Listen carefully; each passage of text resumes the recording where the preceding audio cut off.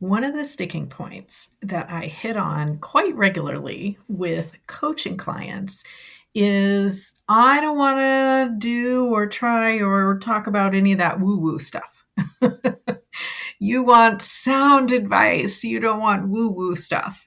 Well, we have to talk about what that means because in midlife, it is really important that you make decisions that you resonate with. And that is not woo woo stuff. And I'm going to tell you why not and exactly what to do. So let's talk about it. Welcome to Mind Your Midlife, your go-to resource for confidence and success, one thought at a time. Unlike most advice out there, we believe that simply telling you to believe in yourself or change your habits isn't enough to wake up excited about life or feel truly confident in your body. Each week, you'll gain actionable strategies and, oh my goodness, powerful insights to stop feeling stuck and start loving your midlife. This is the Mind Your Midlife podcast. I think there are so many different reasons why we might hit our mid-40s into our 50s, maybe early 60s, and start reevaluating things in our life. And it's going to be different for everyone, right? I can't necessarily just say this is the case for everyone. But you may have kids that are out of the house. And so you're not seeing them every single day. And it gives you this weird vacuum of time that you don't know what to do with. You may be starting to think ahead towards retirement and wondering about that. You may have had a relationship change. You may be frustrated about things going on with your body. You get the point. There's so much change. Parents too, right? Aging parents. There's so much change happening during this period of time. And that change often comes with a little extra time to ruminate or obsess over, to say it in a less healthy way, things going on in our lives. And so we're going to sort of talk about that today because I think a major mistake that we make, and not even I think, a major mistake that I see so many people making is continuing forward with something because of a commitment or whatever, when we are really, really, really not in the right place for that thing anymore. And that's how I use the word resonate. So when you resonate with something, and you've probably said that, wow, that really makes sense to me. That really resonates with me. It feels aligned. And I think this is where the woo-woo label sometimes incorrectly gets applied. It feels aligned. It means it feels good. There's no drama. There's no kind of worry and weird stuff happening in your head. It feels like this thing that you're resonating with is a good decision or a good thing or a great person or a safe person. It's fitting with your natural energy. You feel kind of your body going, yeah, definitely. And that feels woo-woo, but it's not. It's science. It's inside of you a recognition that something just feels correct. And it can be, as I said, about people, about work, about routines, about how you live your life. I suppose even about what you eat, if we sit and think about it. And resonance is actually a physics term. So when two frequencies match, they amplify each other. Make the wave bigger is another way to say that. And that happens in physics, and it also happens emotionally and mentally. Our emotions have frequency. Our thoughts have frequency. That's been proven. Study after study after study that have done really fascinating experiments with that. And our brains inside our bodies and aligned with our brains, our nervous systems, are constantly checking throughout our bodies, checking our senses where we're taking in information, checking to see, does this right now feel safe? Does this right now feel familiar? Does this right now feel like growth? Does this right now feel forward motion? Or does it feel dangerous or questionable or upsetting or not what I wanted or backwards. Your brain is always checking that, always scanning to make sure that your nervous system is okay and you are feeling aligned with whatever's going on at that moment. And neuroscience studies have shown that we respond to coherence, meaning everything in sync, everything coherent. When our thoughts, our emotions, our actions are in sync, we function better. So when something doesn't resonate, and don't worry, I'm going to give you some examples. I'm not going to just talk scientific terms all the time, although I do kind of nerd out about this stuff. So if you're like me, then hey, share this episode. Maybe the other brain science nerds will love it too. So we're going to have some examples. But when something doesn't resonate, when you feel that just kind of, I always call it like a niggling in the back of your head, like, something's, it's like you almost have the word, you almost have the thought. It's often your body signaling dissonance. So instead of coherence, when our thoughts, our emotions, our actions are all in sync, dissonance means out of sync, misaligned.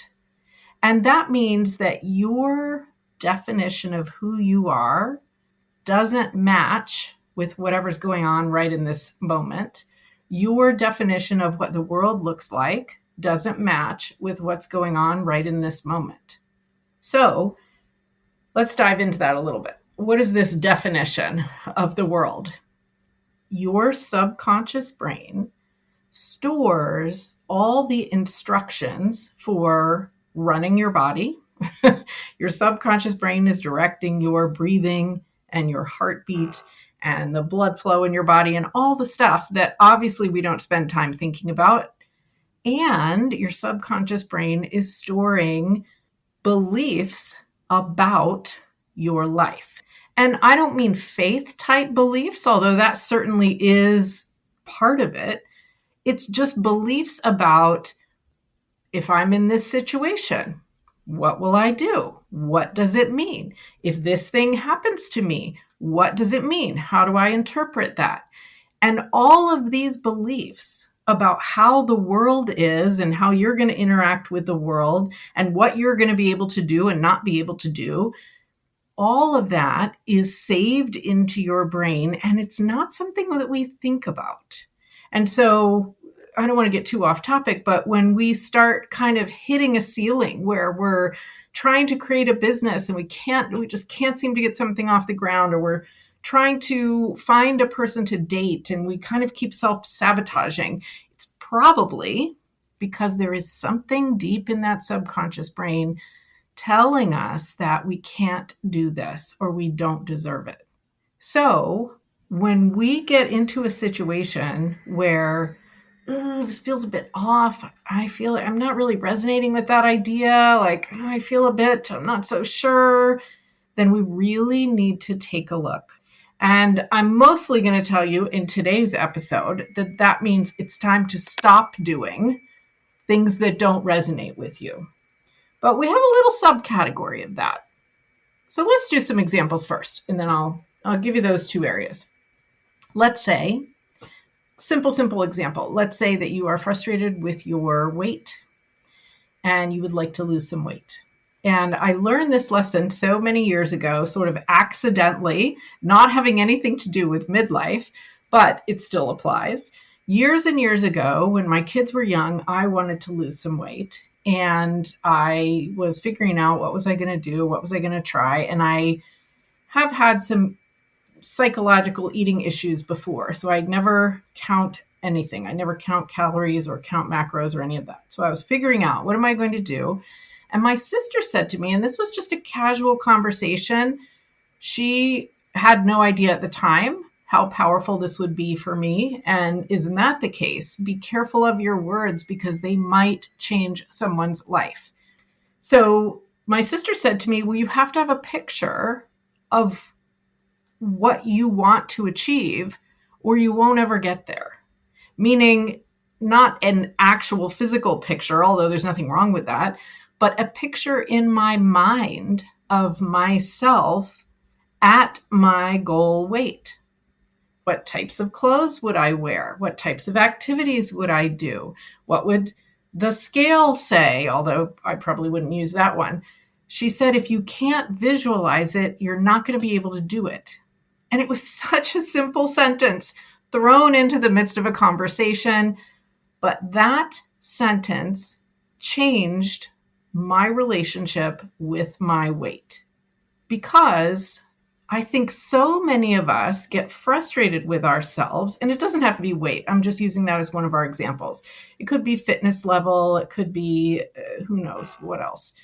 We get frustrated with ourselves and we decide we want to make a change. And then we start into some type of a program where we're going to eat differently, or we're going to exercise more, or we're going to do both those things. And we don't last very long.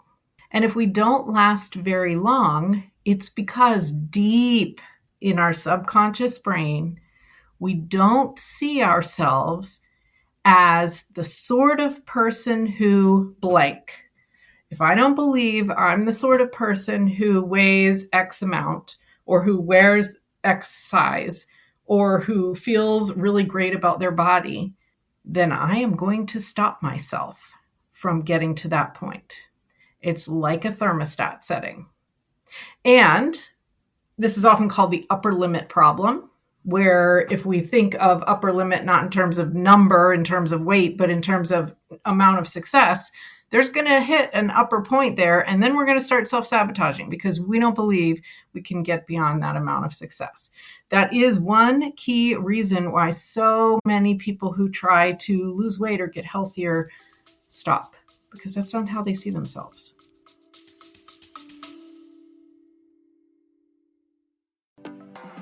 You know how we talk about all the changes that come with midlife?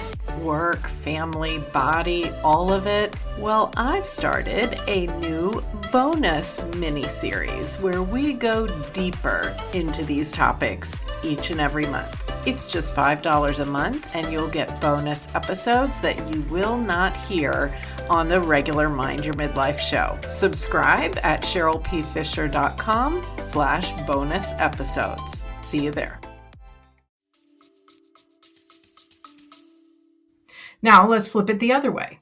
When I say stop doing things that don't resonate with you, let's say that you have been in a career for a long time, and when you go into work, whether you do it at home or whether you actually physically go into work, doesn't matter, you have so much frustration in your day. You feel frustrated that people in your work don't listen to you, don't take your ideas, or you feel like you're really not being used as a resource, that you could help them so much if they would just listen to you. Or maybe you don't like the direction that the company is going, and you feel a bit, I don't know, guilty might be a strong word, but you feel a bit like what you're doing is just not the right thing, and should you be doing it? And you just, it's as if I were just passionate about the environment, and I went to work for a company that for some major project had to clear out an entire part of a rainforest, and I had to be a part of that project. Well, probably if I'm passionate about the environment, that's going to be stressful, right? Maybe deep down, I don't like the idea that that's the project I'm having to work on. It's not resonating with me. And situations like that happen all the time in life. It might be in friendships, it might be in relationships, it might be in activities, it might be in volunteer jobs, it might be in actual jobs, it might be in where you live. If you notice that you are not mentally and emotionally resonating with something that you are doing in your life, now is the time to figure that out and make a change. When we stay in these situations that there's just this cognitive dissonance, this emotional dissonance with, we drain our energy. We keep our nervous systems on high alert, which over time is going to affect our health because our hormone levels are going crazy. everything is happening inside our body when that is the case. And we sort of lose our sense of purpose because every day we're sort of fighting against ourselves, and we're getting through the day fighting against ourselves about this thing that doesn't resonate with me, but I have to do it because, well, you don't have time to think about what your purpose is in life or where you're headed next. You're just making it through the day. Now, I don't mean that we should just trash everything and start over. I definitely don't mean that. There's some things we can do that aren't quite so extreme. The very first step is I want you to notice. Notice if there is something in your life that you are not resonating with. Remind yourself, this is not woo-woo stuff. This is brain science. Really, this is more than that, medical science. When we talk about the nervous system, it is really important that we understand how this is affecting ourselves. And let me just hopefully make you feel a little bit better. This doesn't mean that you're failing at whatever this thing is. If you're really frustrated with your job or you're really frustrated in your relationship, it doesn't mean that you are failing. It means something about the fit of that scenario for you has changed.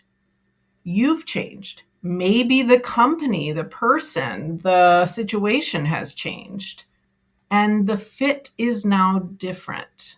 So we don't want to call this failing. We don't want to create self-blame in this situation. We want to first recognize, where in my life is this dissonance coming from? What situation is it? And then we want to think a little more deeply. Remember, I say sometimes we want to go behind the curtain. So what is going on in your head that is creating this dissonance? What are you telling yourself? And it might take a little bit of time to figure that out. But if you are in a situation where over and over and over, you just feel this, it just doesn't feel right. It doesn't feel right. I want you to listen to your thoughts. What is running in your head all the time that is creating that frustrated or just kind of off-kilter emotion? Recognize it. Notice it. Because if we continue just out of habit or obligation or maybe fear of change, we're never going to find something that does feel better, that does align, that does resonate. And this is one of the reasons that a lot of people hit burnout. So it's possible that you could be in a job that you love, absolutely love it. You love it so much that maybe you do it a lot. You work a lot of extra hours. Maybe you're not taking enough time for rest. You're not giving yourself a break. You're not taking enough vacation. It is possible to burn out even in a job you love. But it is even more likely to burn out in a job that you've been pushing through and you've been ignoring the dissonance that was in your emotions, that was in your thoughts. Resentment is a word that maybe we'd recognize here, or just that feeling that you're off track. Like, where am I going? The longer we keep pushing through and ignoring that, the more likely we're going to hit burnout and everything suddenly becomes even bigger and even worse. So, first step, recognize it. Second step, listen to your thoughts. Pay attention to what you're telling yourself when you're first waking up, when you're doing tasks related to this thing during the day, when you're going to bed. There's going to be stuff running around in your head about this situation. Third step is to start to think about what you want. Now, I gave you an example about weight loss, and I gave you an example about a job. There's so many things, right? There's people, there's activities that you may or may not be resonating with anymore. So when you decide about how you're going to take action, this is where a coach or even maybe a therapist, depending on whether you're dealing with trauma or something very significant, can help you a lot. You can always go to CherylPFisher.com/coaching. I would be happy to help you. We can set up a call. The key is to start thinking about, in an open, creative, calm, non-judgmental way, well, what would I want instead? Because I'm not telling you to kick that person out of your life. Family is really important to me. And family sometimes is not going to get along, right? Family's going to think differently about so many things, and you get to choose how you want to manage that. Maybe you'd like to speak with them differently. Maybe you'd like to spend time with them differently. Maybe you'd like to, let's say it's a relationship. Maybe you'd like to have some couples counseling because while you're in a rough patch, you still believe the long-term potential is there. Or maybe you realize burnout is around the corner and you are getting out of this job now. It could be any of those things, but recognize what it is that you really want. You want this or you don't. You want it to look different? Well, what do you want it to look like? What would feel good? And absolutely the best way to ask yourself that is in little bits and pieces when you're feeling calm, when you are able to think creatively. So maybe you do some tapping. Go find the tapping episode from this podcast and you can try that. Maybe some calming breaths. In, count of 4, hold it, count of 4, out, count of 4.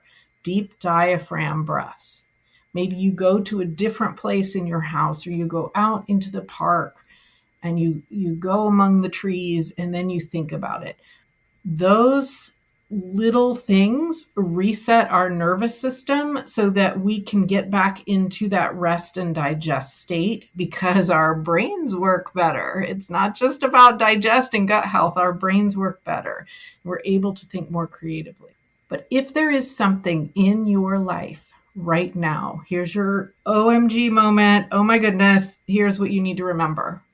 If you are forcing something in your life that does not feel right, there is a reason. There is something going on that is a disconnect between your self-belief about what you can and can't do and about how the world works and the situation that you're in. And you don't have to stay there. So number 1, notice. Number 2, listen to your thoughts about it. Just observe yourself. Number 3, what do you really want related to this situation? What's one small thing that you could change or you could try to move yourself towards something that just sounds amazing? Whether it's a totally different thing or you're just making adjustments in these relationships because these people are important and we just need to work with them a bit differently, even a little step can matter. Now, maybe you're considering a big change in your life. If that is the case, make sure you are subscribing to the Mindset Deep Dive bonus episodes. And the series we're in right now, there is all about how to move through a significant change in your life. The next series will be creating a more positive self-image. So go to CherylPFisher.com/bonus episodes, subscribe, make sure you don't miss that. We can talk about mindset on this podcast, and yet going into a little mini series where we can dive deeper into a particular topic is going to make even a bigger difference for you. And of course, make sure you've hit follow because on the next episode of Mind Your Midlife, we are talking intermittent fasting. So I have a guest joining me to talk about this, topic that I feel like is on everyone's mind lately as we are wondering about weight gain and weight loss and staying healthy in midlife. And in the meantime, keep remembering, midlife is your time to take just a little bit better care of yourself on the outside and the inside. Even a little bit more care makes a huge difference.